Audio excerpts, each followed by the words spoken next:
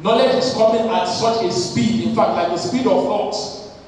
People are running to and fro. It's easy for us now. Someone can determine that he wants to leave a particular place, and a journey that will have taken so many days to cover is taking a very short time.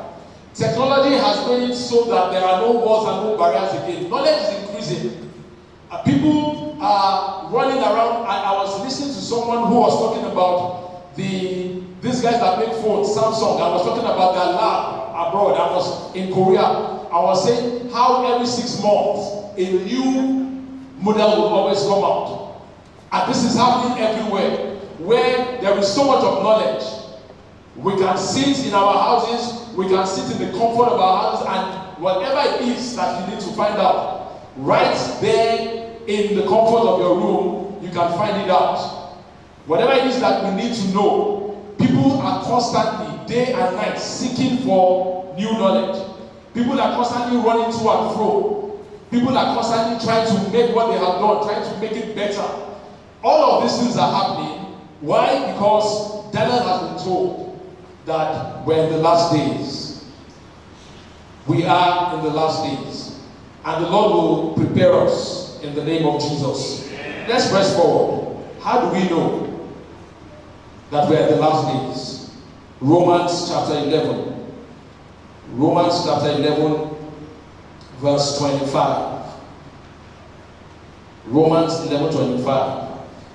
For I will not, brethren, that you should be ignorant of this mystery, lest you should be wise in your own conceits, that blindness in part is happened to Israel until the fullness of the Gentiles be coming.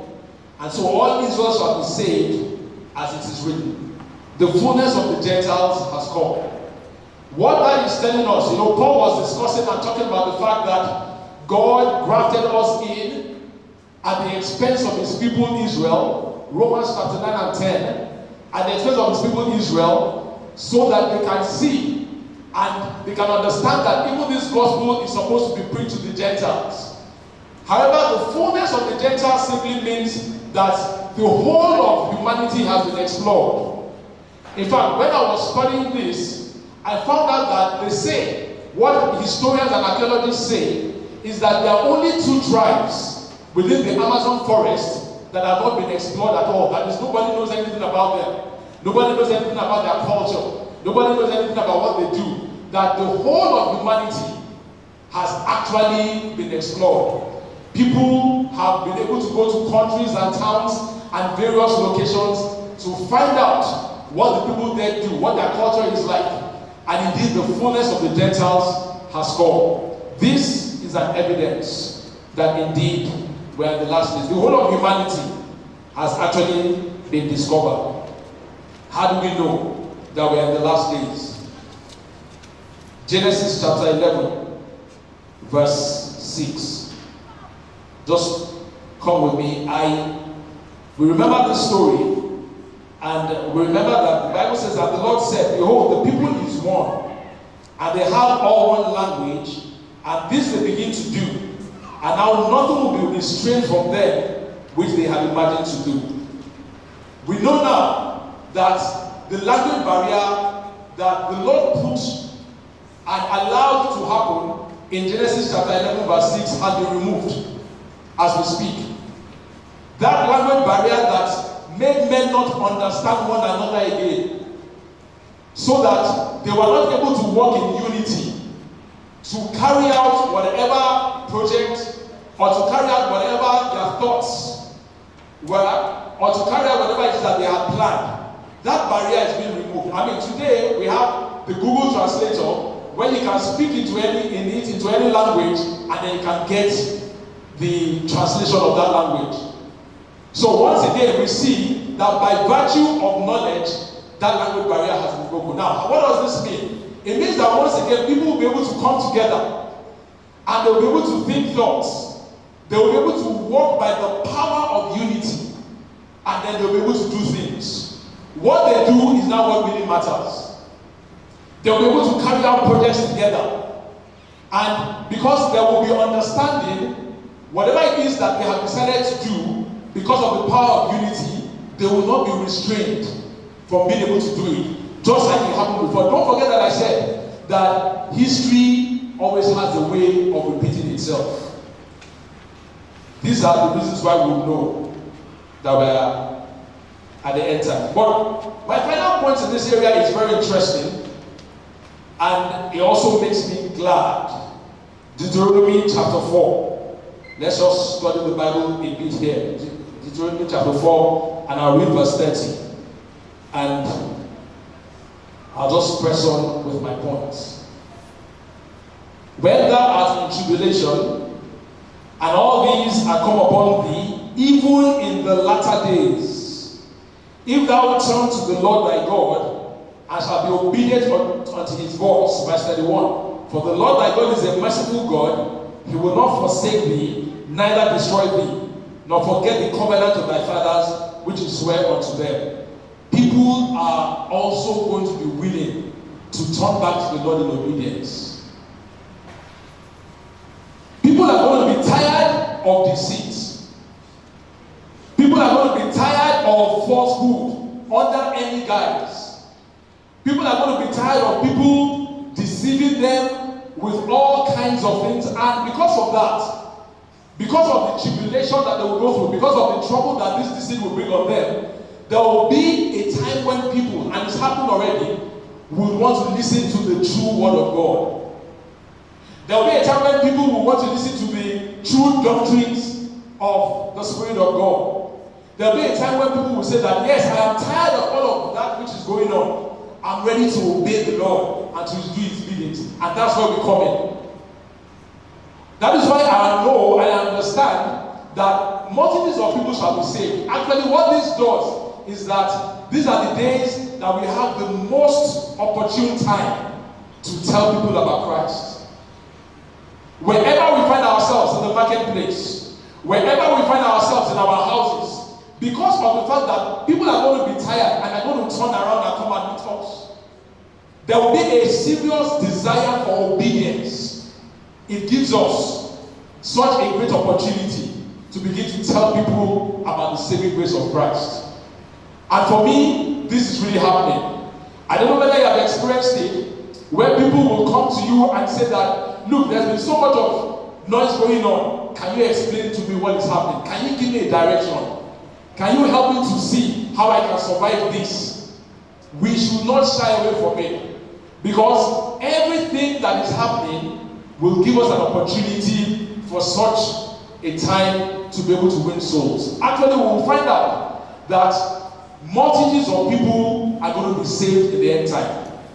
But that is not going to happen because we will fold our hands. That's going to happen because we will decide to do our own part in bringing those people to Christ. People are just going to be tired. And in the latter days, there will be such a great desire to want to turn back to the Lord. So, brethren, we're in the latter days, and we need to be prepared for what is coming up and what is ahead of us. In Luke chapter 12, let's quickly go back to that from verse 35 that I read. And let's quickly begin to see how Jesus was now talking about his coming and what we're supposed to do. If we look at Luke chapter 12, we'll find out that you can divide it, whichever way you want to go, you can divide it into three broad divisions. And that's what I have done here. The first 12 verses, it was talking generally about avoiding hypocrisy. That is, we need to come to a place where we will live out what we say. We need to come to a place where our integrity will preserve us. We need to understand that there are many more people looking at us than we know. And by God's grace, we should be people that actually mean what we say. So the first 12 verses, as it began that discourse, you will see that he was saying we should avoid all kinds of hypocrisy. And I know that the Lord has given us grace to do so in the name of Jesus. From verse 13 to 34, he was telling us to guard against greed and against worry. Guard against greed. A desire to amass things just for the purpose of amassing it. A desire just to have things for the purpose of going to count and say the things that I have. And also worry and anxiety. leading somewhere, and I believe that the reason he said that was because of the next few verses, where he began to tell us that we should seek his kingdom and prepare for his coming. Actually, if you look at it well, you will find out that if we avoid hypocrisy, and if we are not encumbered or overwhelmed with worry about our future, worry about our children, worry about our marriage, or with greed, then we'll be able to have a clear head and then seek his kingdom and prepare for his coming. So what he was doing basically was, he was leading them to a place. He had an end in mind, that if we can do all of these things, then you will be able to live prepared. Now we need to take a close look at that particular book, because Jesus, and I love this about how he will explain things. He will always use the cultural context of the people to explain things to them. He would use what they could understand, their lifestyle, to be able to let them know that these are eternal truths and this is what you ought to do. So what we will just do is take a journey into what exactly he was telling them. There are some certain words that he used, and I want us to look at it really very closely. Verse 35, he says, let your loins be guarded. When he got to where he began to talk about his second coming, he said, let your loins be guarded. So we need to look at the cultural context and understand this from that context. If you look at how the average Jew was clad, they would always have a long skirt. And then he would have a belt around him or a sash around him. And so what Jesus was saying, now if there was an emergency, if there was a reason to really move fast, if there wasn't any reason to do that, these guys will be working leisurely to wherever it is that they're going and to go about and do their business.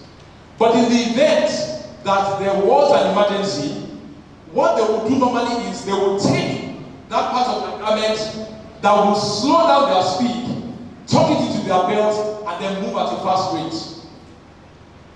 And so he needed to help them to understand that in the coming back of the Son of Man, you have to be perpetually ready. You have to make sure that nothing will distract us. We have to make sure that nothing will distract us from losing our focus